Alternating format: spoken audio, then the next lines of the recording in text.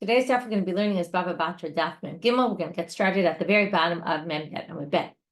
We saw yesterday a few statements of Shmuel, starting with the way he read our Mishnah, his different version, and then from there we said it coincides with where Shmuel said, Shutafim machzikim zal zeh, partners can create a chazaka one on the other.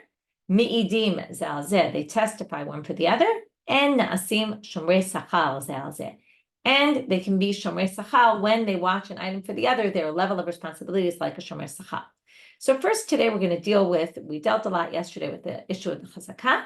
Today we're moving on to the issue of the testimony. Mi'idim zel zeh. They can testify one for the other. To which the Gemara asks, Aman, nogim be'edutanim. All right, isn't, if one testifies for the other, they jointly own the land. So even if they testify that this part of the land belongs to the other person, that's helping them to ultimately have more land, because if the partners in the land and one's part kind of gets taken away, well, then that affects the other partners. So really, they're all together in land. It doesn't really make sense why one could be able to testify for the other. To which the Gemara answers, it must be a case of the katav ladinu dvarim ainli al sadeh zo. The person said, the partner said, listen, I don't want to have, and not only said, but wrote down, I don't have any rights to this field anymore, meaning I'm giving up my rights to the field. And then once they give up their rights to their half of the field, well, then it all belongs to the other person, and then they can testify about it because it has no bearing on them. But if they wrote that, what will it help us? V'hatanya, doesn't it say in a Braita? Ha'omer lechavero, we actually learned this before. Dinu, okay, it was a while back, tu bodin gitin. But din udvarim ainli al sadezo ve'ainli esek ba yadim suleket hemenu. One of these three languages. One who says to his friend, "I don't want to have anything to do with this field anymore. I don't want to have esek ba. I don't want to have any dealings with it." Or yadim suleket hemenu. My hands are away from this, or are moved out of here. Meaning, I don't want to have anything to do with this. Lo amar klum. This is not a statement of passing on ownership. Why not? Because let's just read one more minute, right? So they finished it already. I thought there was one more line, but this is a meaningless statement. Why is it meaningless? Because unless you do an act of acquisition showing you want to pass on ownership, which is not, all these languages are, I don't want to have anything to do with this. I'm moving away. I'm pulling myself out of here. That's not a language of I'm giving over part to you. And very likely the person was just angry. You ever have a partner in a business and get annoyed with what they're doing and say, oh, I don't want to have anything to do with this anymore? It doesn't mean you're giving them your half of the business. So that language shouldn't even work. Therefore, the Gemara says, okay, well, it is that you use that language. You wrote, dinu dvarim ainli, I don't want to have anything to do with this anymore. And though, kishakanu miyado, you did an act of acquiring. You lifted a handkerchief to show seriousness of purpose. And that's an act of acquisition. So then you're actually doing something that shows acquisition. So you'd have to explain, number one, you already removed yourself from the situation by saying, I don't have anything to do with this field. And you did a kinyan by passing on, right? You showed seriousness of purpose that you really meant to be passing on the ownership rights. But the Gemara still doesn't really get this, because v'chikanu miyado mai havi, hare mamida b'fnei ba'al chovo. Let's go back to our example of Ruth and Naomi. So Ruth is the part owner of a field together with Naomi, and Ruth gives over her part to Naomi. Still, she can't testify about Naomi's field. Why? Because she's actually, if Naomi, now we're going to understand that when she sold it without any responsibility, without any guarantee.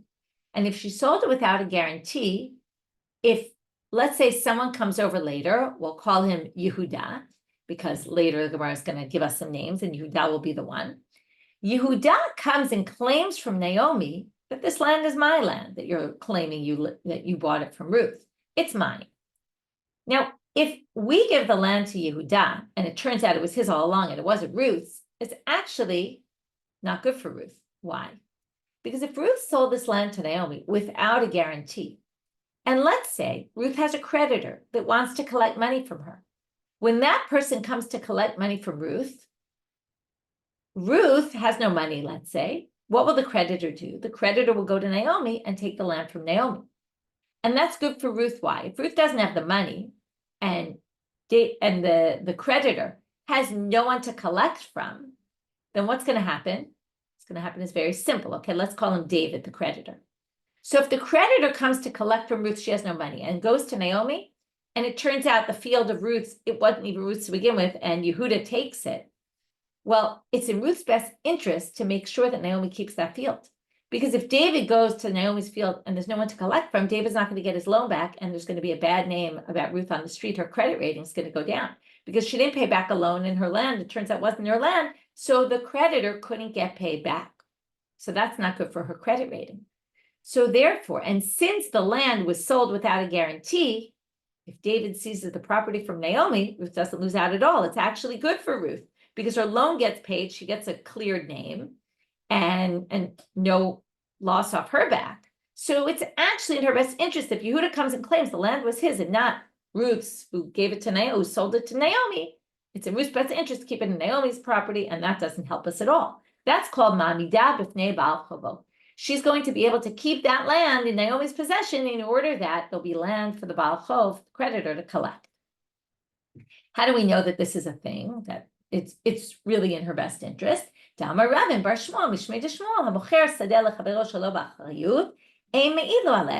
sells exactly this case, land to someone else without a guarantee. You can't testify about it at all because the person is likely trying to keep the land in the possession of the person they sold it to in order that if a creditor comes, they'll have what to collect. And again, no cost off Ruth because she already sold the land and she sold it without a guarantee. So it can't be that. To which the Gemara says, well, it must be. It must be that Ruth actually did sell it to Naomi with a guarantee, right? Why do you assume it wasn't a guarantee? So again, let's just go back for a minute. Number one, she said, I don't want to have anything to do with this property, and did a kinyan, and an act of showing seriousness of purpose. And when she said, I'm going to have nothing to do with this, she said, though, but I'll guarantee it. I'll guarantee this. The fact that I'm taking it away, right? I'm guaranteeing the property. But we're going to see now there's two different types of guarantees. There's guaranteeing it from people like David, who are coming to collect, which we just talked about now, right? It wasn't guaranteed for that, but now let's say maybe guaranteed for that.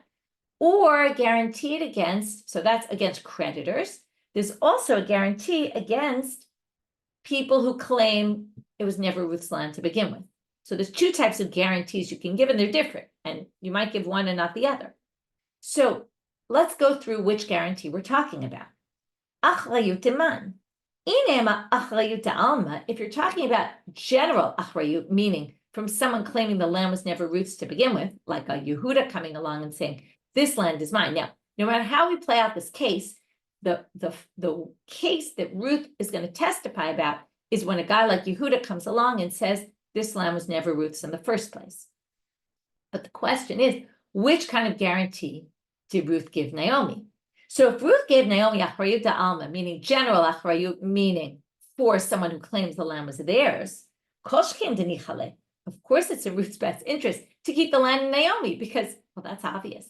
If Ruth guaranteed the land from someone seizing it from Naomi and claiming it was mine to begin with, well, when that person then comes, what's going to happen? That person, Yehuda, will seize the land from Naomi, and Ruth will have to pay up. So, of course, it's in her best interest. So, for sure, she's nogea b'davar, as we say. She is, not to be trusted here. But ela achrayut atele mechamate. It must be, and this is going to be the final answer, it's achrayut that comes up from her, meaning from one of her creditors. Meaning, if a creditor of Ruth's were to come along like a David and come and say, hey, Ruth owes me money, I'm going to take it from Naomi. And then, now, okay, that's the achrayut she gave her. But again, we're talking about what happened here. So the achrayut was in case David comes and seizes the property. But now the situation is the same situation we've been discussing all along. A guy like Yehuda comes and says, but I'm really the owner. Now, does Ruth have a vested interest in keeping the land in Naomi's possession? Well, let's say Yehuda seizes the land and says it's mine. And then later, David comes along for the loan. Does it help Ruth to keep the land in Naomi's property or not? Because what will happen? If the land stays in Naomi's property, David will collect the loan from Naomi, and Ruth will have to pay her back because she guaranteed it. If the land is in Yehuda's possession, and he claims this land was never Ruth's, and David goes to collect the loan from Ruth, she has to pay back the money. She doesn't have any other land, right? The land's not Naomi's property, and she also has to pay back the loan. Either which way, Ruth has to shell out the cash. So it doesn't matter whether it's in Naomi's possession or it's in Yehuda's possession, it doesn't help her. In that case, she'll be believed to testify. Again, the case is someone is claiming the land is not Naomi's and wasn't Ruth's in the first place. And the achrayut that Ruth had given was not for that. It was for that, obviously, then Ruth is going to have to pay up, and that will be bad for her if they take it away from Naomi, and that's why she won't be believed. But if the achrayut was about creditors, whether Yehuda has the land or Naomi has the land, it makes no difference. So that must be the case. Okay, that's what we've got so far. Now we move on to the second issue we have to deal with. So the first issue is what exactly is the case and why? How do we manage to find a case where Ruth doesn't have a vested interest in keeping the land in Naomi's possession and therefore would be believed in court? But wait a minute. If Ruth and Naomi were originally partners and both were connected through this land, and therefore one wasn't believed about the other, and then Ruth removes herself from the situation, do we allow her later to testify about that land? Aren't we worried that maybe there could be some foul play here? Like maybe Yehuda, she knows Yehuda's going to come make a claim, and therefore Ruth immediately gives Naomi responsibility. Says, oh, I'm giving you the land, then removing herself from the picture, and then she can come and then testify about Naomi. Perhaps that's what's going on here. And how do we know that this should be a problem, that you really shouldn't be able to do this? And we're going to bring 3 different cases where we see you can't remove yourself from some partnership arrangement and then testify. We don't trust you. And therefore, we're going to say, oh, this looks like you can't really do this. But each time we bring the case, we're going to say, no, that case is unique and it doesn't teach us about other situations. Case number 1, B'hatanya, doesn't it say in a Braita? B'nei ha'il shenignav sefer Torah shalahem. People of the city had a Sefer Torah. And we're going to assume that Sefer Torah was jointly owned by the entire community. It's a little different the way they do it nowadays, but then the Sefer Torah was jointly owned by everybody. And it was stolen, and now we think we might find the thief and be able to get the Sefer Torah back. Ein danim b'dayanei otah ha'il, you can't use judges from that same city. Ve'ein mebi'im ra'aya me'anshei otah ha'il, and you can't bring witnesses from the same city. Why not? Because everyone is a party to the case. Everybody is a partner in that Sefer Torah, so they can't testify. Now, in Ita, if we had an option, remove yourself from the partnership and then you can testify. Why don't we just remove 2 witnesses, say, we're retracting our ownership over the Sefer Torah, and now we can testify in front of judges. Okay, why do they talk about 2 people? Because we're talking about judges and witnesses. Obviously, if we're talking about 2 people, it's the witnesses, not the judges. What they mean is 2 witnesses will remove themselves from the partnership and then testify perhaps in front of a court in a different city. But the Eidim, some of the commentaries say the reason they're talking specifically about the witnesses is because the witnesses are presumably from the city because it was a theft in the city. You're not going to be able to go find witnesses from another city, but judges you could always bring in from outside. Alternatively, it's just giving an example of the witnesses, but theoretically it could be also 3 judges can remove themselves from the partnership arrangement and then be able to judge. So, and again, it's talking about 2 and then it says judge, but what it really seems to mean is have 2 of them and then they'll be judged in front of judges. Shani Sefer Torah de l'Shmiya Kai. Wait a minute. People of the city can't actually remove themselves from ownership of the Sefer Torah because even if they remove themselves from owning it, they still have a vested interest in getting the Sefer Torah back because they all need to hear the Sefer Torah. It's not all about ownership, it's about hearing it. And hearing it, you can't, you're not going to close your ears, and also you want to be able to hear the Torah. So they all have a vested interest because they all need the Torah for listening to. So that's not a good example because it's got its own unique circumstances. Second case, Tashma. Commentaries say we're talking here about someone on their deathbed. And they said, give 100 zuzim to the people of my city. Let's say the heirs come along and say, well, my father never said that. Now you have to remember, if you're on your deathbed, anything you say is as if you wrote it down and as if you passed it on already. So it was like a kinyan was done, even if it wasn't. So if the there's testimony that this person said, give 100 to so-and-so. And then the children say no, or we don't know exactly what testimony, but we heard that the guy said this and the children said no, and now we have to judge the case. Well, since it's going to the city, presumably to build the walls of the city or whatever kind of public funds are used to, water for the city. Well, you can't use judges from the city, and you can't bring witnesses from the city because everyone is connected, right? Everyone has a vested interest in this money getting to the city because it benefits everybody. So again, they say, why don't we just have two people remove themselves from ownership over the public funds and let them be judged?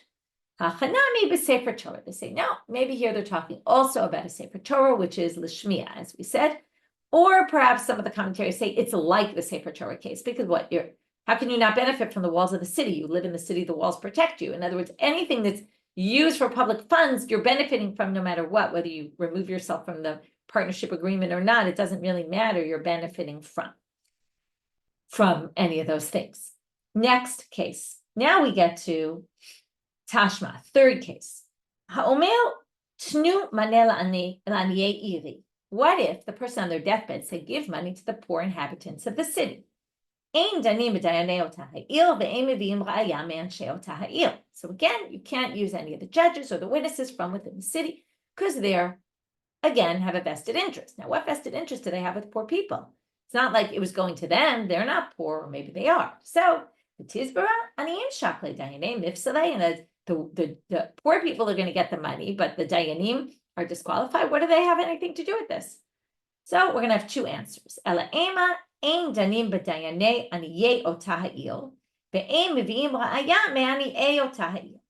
the first possibility is to say, actually, I'm not sure how many answers, we'll see as we go. The first answer is to say what we mean is we don't use poor judges or we don't accept anyone to testify who's poor because they have a vested interest. That must really be the case. Okay, so that's really our explanation. Then we're going to have two explanations further on. I got confused with the continuation. So right now we've explained the case to be that. And now comes our basic question that we keep asking. Why can't two of the poor people in the town just remove themselves from getting from the charity and then they can be judged? So hachanami b'sefer Torah. So the first answer is to say, oh, you know what? We're talking here the whole time about a Sefer Torah. We weren't really talking about poor people. So the Gemara says, and then we have the same answer we had before, which is no one can remove themselves from it, to which the Gemara says, Amai karulei haniyim. All right, so then why did they call them poor? Why did it say in the Braita, poor people? To which they answer, Akol itzel Sefer Torah aniyim. If there's a situation where the town doesn't have a Sefer Torah, well, everyone's considered impoverished because they don't have a Torah. So it's a different kind of poverty, but that's really what they meant. It's a bit of a difficult answer. We're now going to have a different answer, which is going to stick to the simple reading and yet claim that actually it's not the Dayaneo Taha'ir, it's everybody in the city and it really affects everyone. So the Gemara is going to answer and there's just no possibility of anyone taking themselves out of having a vested interest, and that's why it doesn't work. But if you really could, it would work like our case. So what's the case? It's talking about a city where all the inhabitants of the city give to the charity fund of the city. Right? A beautiful idea that everyone has to give, and therefore it is in everyone's vested interest. If this person who's dying and his money from his will goes to the charity, that means everyone will have to give less. So everyone has a vested interest. Hechidami, what exactly is the case where everybody has a vested interest in this? There's different ways that the community could fund. There could be that everyone has to give a set amount, or everybody gives what they want, or what's needed. So indicates, Lou, if there's a regular set amount, well, then we have a good, then we're going to go back and reinstate the question. Because litvu beit chayminayu, my dekaitz lahu, well, the dainu. Why don't we just have two of them give what the set amount was? Let's say it's $100 per head. So they each give $100, and then they can go be judges in the case, be witnesses in the case, right? Then they're no longer connected because they already paid their dues for the year. And what this person gives will have no bearing on them. So either you can answer that there's no set amount, and therefore it does help them because it's not like they could give a set amount and be done. It really depends on what the needs are, and that will change if this really is the case, and therefore they'll end up having to pay less down the road. Or you buy it to Amalo, Lam de Kitzlu, really there is a set amount. But even if there's a set amount, let's say it's $100 a head, and they pay their dues for the year. But if this person gives money, there'll be more money in the charity, and next year they'll lower the amount everyone has to give. So it's actually, everyone has a vested interest, and therefore, even if they say, I'm giving up my rights, right, there is no such opportunity because they're all connected. So those were 3 attempts to say who says you could actually give up your rights to something and then later testify. These 3 cases seem to say, even if you could, you still wouldn't be able to testify because otherwise they would have proposed this solution in all these cases. But we showed that each case has its own reasons, or some of them the same reasons why, right? There's really no opportunity to remove yourself here.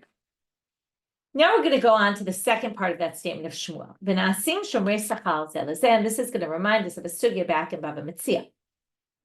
The Gemara asks, if each person is basically, we assume each partner, now we're moving to Amud Bet, is sharing responsibility. One's doing one thing, the other's doing the other. So if one is watching part for one of them, well, the other's also watching a part for them.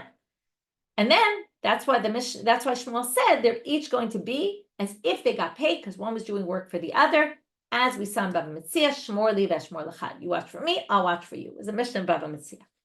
But just like the Gemara asked on that Mishnah, the Gemara asks here, Amai shmira b'ba'alim. This is part of this concept of shmira b'ba'alim, which you might remember from Bava Metzia if you learned Bava Metzia. And you might have learned from the Torah, im ba'alav imo, it says by a shoel, if the owner is with him. That means if I lend you something or give you something to watch or something like that, but you're already working for me, or we make an arrangement at the same time, you're going to be working for me while I'm going to watch your object. If you're already working for me, then you're subjugated to me, so I can't be subjugated to you also. It's a simple understanding of it, even though there's some other ways to understand it, but we'll stick with that. So if it's shmirah b'ba'alim and I can't be subjugated to you, then I don't have to pay you. If it's a shoel, I don't have to pay you for the onus. If it's a shomer sachar or for theft. Shomer sachar, I don't have to pay you for theft. So why does it say I'm like a shomer sachar and have to pay you for theft? So Amar Papa, the Amar li shmor li ayom v'ani shmor l'chal l'machal. The same way Rav Papa said it there, he'll say it here. It's a case where one partner is watching it one day and the other partner will watch something for them a different day.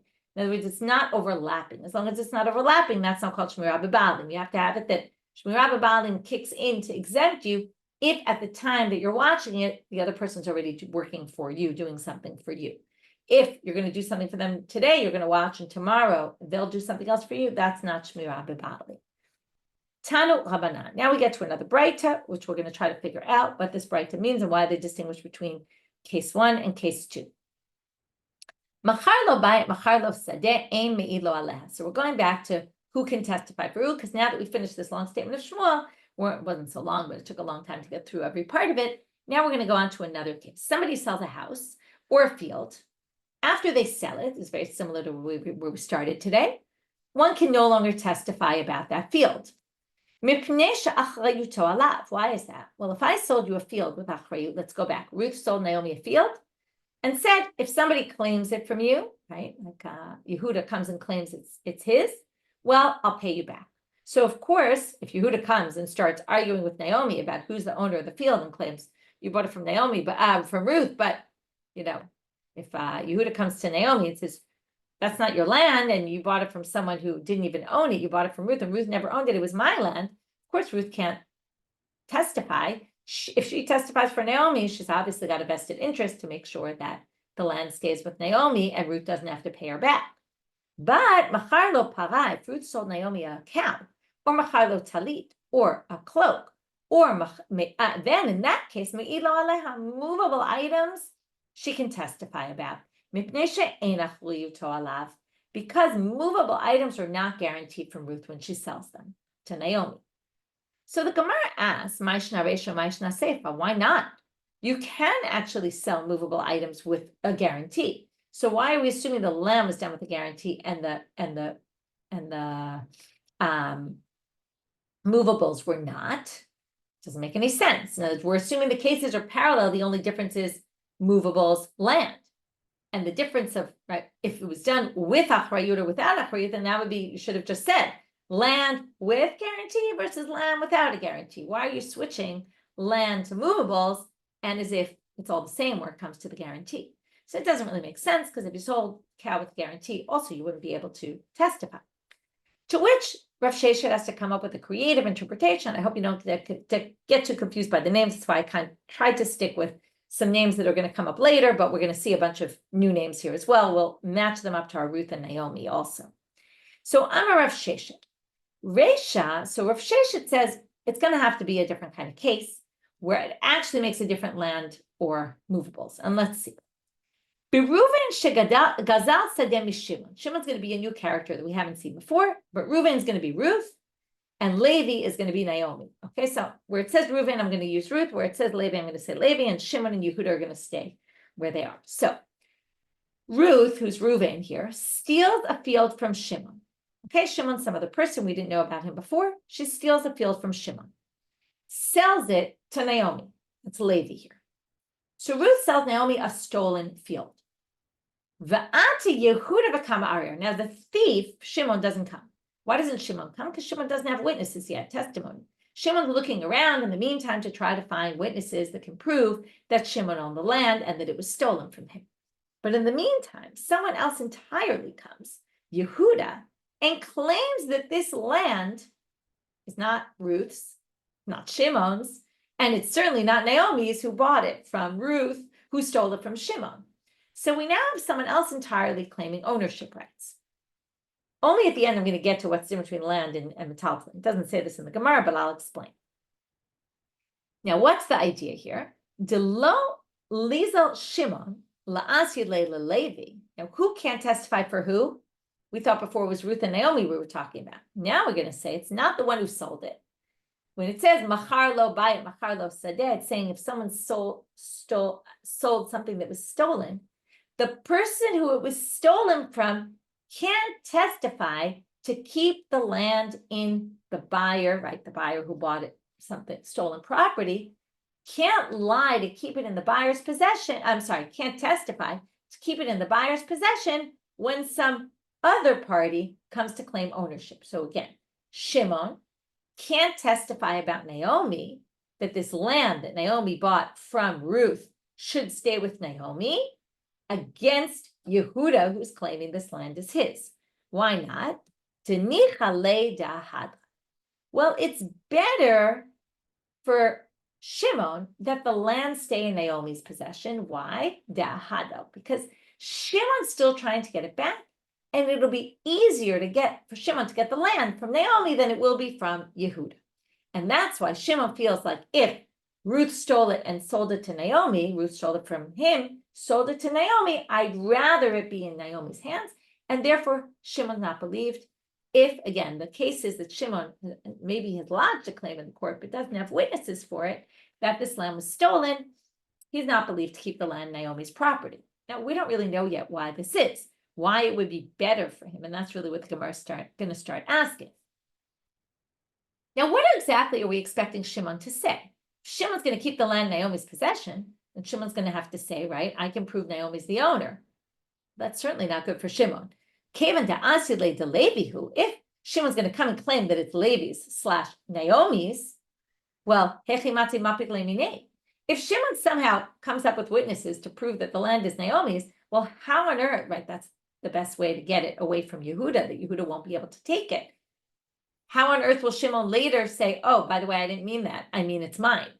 That doesn't make any sense. It's not in his best interest at all. And we just said it's in his best interest to testify in Naomi's favor. Well, if testifying in Naomi's favor means testifying the land is Naomi's, that's certainly not in Shimon's favor. That's pretty bad, because it would be very hard later to come and undo that and say it's really mine. So the Gemara answers, no, you misunderstood. When Shimon's going to go out to bat against Yehuda for Naomi, he's really just going to go out to bat against Yehuda. De Yadana de Hai Ara Lav de Yehudahi. What Shimon is going to say is, I know this land's not Yehuda's. Perhaps he'll disqualify Yehuda's witnesses. He'll do something like that. But he's not going to testify the land is Naomi's. That for sure is bad for him. So now we understand Shimon can't knock out Yehuda's witnesses because he has a vested interest to keep it in Naomi so that he can eventually get it back from Naomi. But this doesn't really make so much sense either. What does Shimon want to do? Shimon wants to prove the land was originally his. So, what's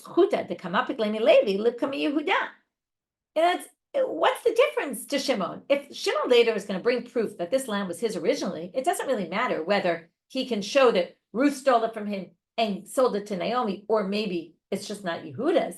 Either way, if Yehuda's got the land or Naomi's got the land, it doesn't really matter to Shimon. Shimon's going to bring proof that this land was his originally, and that will remove it from Yehuda or from Naomi. So what should it make a difference to him, and why would you say he has a vested interest in keeping it with Naomi? It doesn't make sense. So the Gemara says, well, the Amr, Shimon might think it doesn't matter whether it's true or not, but Shimon might have a perception, and that's why we don't trust him, because we think he might have a vested interest. He might say, you know what, Naomi's a little bit of an easier kind of person to deal with, or can't afford legal help so much. And, Yehuda, we know he's got the best lawyers ever. He's very tough to win against him in court. I don't want to go up against him. I'd rather go up against Naomi. And therefore, it's possible that Shimon has a vested interest. And that's why we don't accept testimony of him trying to take the land out of Yehuda's possession. We're trying to say Yehuda's claim is no good to get the land from Naomi, when really, right, it really shouldn't theoretically matter, because maybe it does matter, because maybe he just, again, we assume Shimon is trying to do everything at his disposal to make it easier for him down the road when he does finally get witnesses to get his land back, and therefore we don't trust him. That's one possibility to answer this question. Ibait Ema, second option is to say, could be that the testimony Yehuda has claiming it's his own land is similar to the testimony that Shimon thinks that he'll be able to get to prove it's his own land. And then we're going to have, if you remember, we had these claims like, this is my land and I lived there for 3 years, or this is my land and I lived there 3 years, or something like that. And he sees Yehuda's claim and he says, wow, I have the exact same claim. Now, if we both go up against each other in court, what's going to happen? He's going to bring his 2 witnesses. I'm going to bring my 2 witnesses. They contradict each other. We're going to throw everybody out of court. Saw cases like that. And we'll be at square one. Now, what's square one? Well, it depends. If the land is in Yehuda's possession because Yehuda manages to get it away from Naomi, then he is what we call muchzak. He's got rights to the land more. So we're just going to say, well, no witnesses, leave the land where it is. It's going to stay in Yehuda's possession, and Shimon's going to have no witnesses to be able to prove otherwise. But if he knocks out Yehuda's witnesses now, well, he's hoping, maybe people won't get wind of the fact that I have a vested interest, which is why we say we don't allow this. But let's assume we accepted that, and the land remained with Naomi. Well, later when Shimon gets his witnesses, it'll just be Shimon's witnesses against Naomi, and Naomi doesn't have witnesses, so Shimon will get the land back. And that's why it could be a vested interest of his to keep the land in Naomi's possession. And then, right, Rabbanan, so I'll just read that last line, which we already explained. Since Yehuda has the same type of witnesses that Shimon's hoping to bring, once Yehuda gets the land, Rabbanan, wherever the land is, that's where the land is going to stay, and then Yehuda will be the rightful owner. And, it'll be hard. Shimon won't have any way to get his land back. So therefore, Shimon can't testify. So let's just go back for a minute, because we didn't really explain the answer of Rav Sheshet to this question. All we did, we managed to figure out with this crazy case that Rav Sheshet claims is going on here, where there's all of a sudden these 4 people and this new character, Shimon, whose land got stolen, and it's not Ruth testifying about Naomi, it's actually Shimon testifying for Naomi against Yehuda. But how did this help us coming up with a distinction for why in a sale case this wouldn't work, but in a sale of land, but in a sale of metaltalin, it would work in a similar case?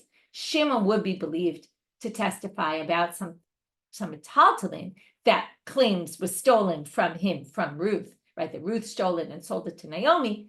If it was metaltalin, that would work. Why would it work?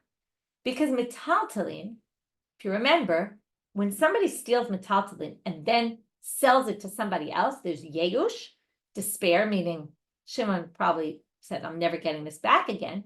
And then shinoi reshut, and then when Ruth moves it into Naomi's domain, it becomes Naomi's. And therefore, Shimon will never get this back. Now, Shimon might get his money back, but he's never going to get back the actual item, which means Shimon has no vested interest. But karka and an exelet, land is never, quote unquote, stolen. Of course, you could steal land, but it always retains the name Shimon on it. Shimon was the original owner. It will always be considered his land, which means he'll be able to get it back eventually if he can bring proof. That's why he has a vested interest in land, but not in movables. And that's how Rav Sheshet explains it. We'll continue more with this tomorrow, but that's where we're going to stop today. So what do we have? We started with this statement of Shmuel that Shutafim mi'idim zalzeh and nasim shomer sachar. And we said the first thing we did was, what does it mean, mi'idim zalzeh? What kind of case could we find where one partner doesn't have a vested interest in the other partners? We said a bunch of things. It had to be relinquished rights. Then also did a kinyan to show the relinquishing of rights, and really meaning that one passed over rights to the other. And then also accepted achrayut from creditors. And the case is where someone else is coming to claim, I'm the owner of the land, and there's a vested interest for to keep it right there. I'm sorry, there is no vested interest, and therefore the one who removed themselves from the picture, Ruth, in our situation, has no more vested interest anymore, because if she anyway gave a guarantee on the land that if a creditor came, she would pay back no matter what, then it doesn't really make a difference whether Naomi keeps the field or the field gets taken away from her, because Ruth anyway will have to pay when her creditor comes to take the money. And then we said, but really, it works to remove yourself from property you had and then testify about it. Don't we have these three cases where it doesn't work? In each case, we said, no, that doesn't work because it's different. All those cases are really with communal funds, with charity funds for the community that affected everyone in the community, and that was a different story. Then we moved on to the Shomrim, the Shomer Sachar Zalzeh. We had to explain if it's Shmir B'Balim, how does that work? We'd have to explain, well, it's happening on different days that each one's doing for the other. And then we ended with this case. I'm not going to really review because we just did, but selling a house or property with achrayut versus selling metaltalin with achrayut, and in which case can you testify, which case can't, and why? And Rav Sheshet had to explain a much more complicated case than what we thought originally, where there was some theft, and we're talking about the one who was stolen from. Can't testify about the one who bought the stolen property because they have a vested interest, but that only works on land and not in metaltalin because of what we said about land never changing ownership, whereas the metaltalin will already become owned by the person who bought them, and just the money, the value of it needs to be returned to the person who was stolen from. So therefore, it doesn't matter to them whether the person who bought it keeps it or not. It's irrelevant to the thief. From there, we're going to finish for today. Wishing everybody a good day.